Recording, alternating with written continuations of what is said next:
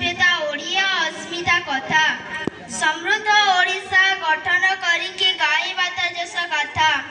ସମ୍ମାନନୀୟ ସଭାପତି ମହୋଦୟ, ପୂଜ୍ୟ ଗୁରୁଜୀ ଓ ଗୁରୁମାବୃନ୍ଦ, ଉପସ୍ଥିତ ବିଚାରକ ମଣ୍ଡଳୀ ଏବଂ ପ୍ରତିଯୋଗୀ ବନ୍ଧୁଗଣ ତଥା ଛୋଟ ବଡ଼ ଭାଇ ଭଉଣୀମାନେ, ଆଜିର ଏହି ବକ୍ତୃତାର ବିଷୟବସ୍ତୁ ହେଲା ଓଡ଼ିଶାର ଲୋକକଳାର ସମୃଦ୍ଧିରେ ମୋର ଭୂମିକା। ଏହି ବିଷୟରେ ମୋତେ କିଛି କହିବାର ସୁଯୋଗ ମିଳିଥିବାରୁ ମୁଁ ନିଜକୁ ଧନ୍ୟ ମନେ କରୁଛି। ନୈସର୍ଗିକ ସୁଷମାର ଅପରୂପ ଲୀଳାଭୂମି ହେଉଛି ଆମ ଓଡ଼ିଶା। ଷଡ଼ ଋତୁର ଜାଦୁକରୀ ସ୍ପର୍ଶରେ ଉତ୍କଳ ପଲ୍ଲୀର ପ୍ରାକୃତିକ ଶୋଭା ଅପୂର୍ବ ବର୍ଣ୍ଣ ବିଭାଗରେ ବିମଣ୍ଡିତ। ଏହାର କମନୀୟ କାନ୍ତି, ସବୁଜ ଶସ୍ୟ, କିଆରୀ, ନୀଳ ଆକାଶ, ଜ୍ୟୋତ୍ସ୍ନା ବିରୋଧ ରଜନୀ, ଶାନ୍ତ ପ୍ରଭାତ ଯେତିକି ସୁମଧୁର ସେତିକି ମନମୁଗ୍ଧକର। ଓଡ଼ିଶାର ଲୋକକଳା, ସ୍ଥାପତ୍ୟ, ଭାସ୍କର୍ଯ୍ୟ ଓ କାରୁକାର୍ଯ୍ୟ ଏହି ମହାନ ସଂସ୍କୃତିର ପରିଚୟ ଦେଇଛି। ଆମ ଲୋକକଳା ବେଶ ପୁରାତନ, ସମୃଦ୍ଧ ଓ ଲୋକପ୍ରିୟ। ସେ ଛଉ ନୃତ୍ୟ ହେଉ କି ଗୋଟିପୁଅ ନୃତ୍ୟ ହେଉ, ସେ ସମ୍ବଲପୁରର ଡାଲଖାଇ ହେଉ କି ବିଶ୍ୱ ପ୍ରସିଦ୍ଧ ଧନୁଯାତ୍ରା।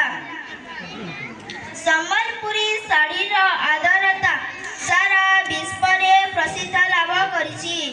ଓଡ଼ିଆ ଭାଷା ସାହିତ୍ୟ ପୃଥିବୀରେ ଅନ୍ୟାନ୍ୟ ଭାଷା ଉନ୍ନତି ଭାଷାଗୁଡ଼ିକ ମଧ୍ୟରେ ଅନ୍ୟତମ।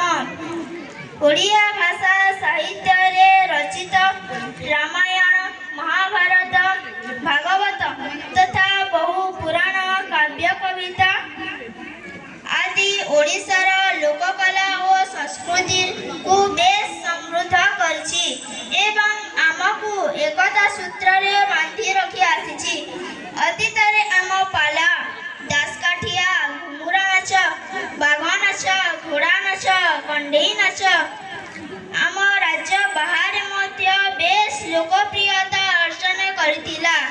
ସମୟକ୍ରମେ ଆଧୁନିକତାର ପ୍ରଭାବରେ ଏହାର କ୍ରମ ହ୍ରାସ ପାଇଛି। ଏହା ଆମ ସମାଜ ପାଇଁ ଆଦୌ ଶୁଭଙ୍କର ନୁହେଁ। ସେ ଯାହା ବି ହେଉନା କାହିଁକି, ଏହି ମହନୀୟ ସଂସ୍କୃତିର ଉତ୍ତରାଧିକାରୀ ହେଉଛୁ ଆମେ ଛାତ୍ରମାନେ। ସେପରି ଆମ ରାଜ୍ୟରେ ବିଭିନ୍ନ ଅଞ୍ଚଳରେ ବାସ କରୁଥିବା ଅନେକ ଜନଜାତିମାନଙ୍କର ସଂସ୍କୃତି ଓ ଲୋକକଳା ସବୁ ସରକାରଙ୍କ ପ୍ରଚେଷ୍ଟା ଫଳରେ ଲୋକଲୋଚନକୁ ଆସିପାରୁଛି।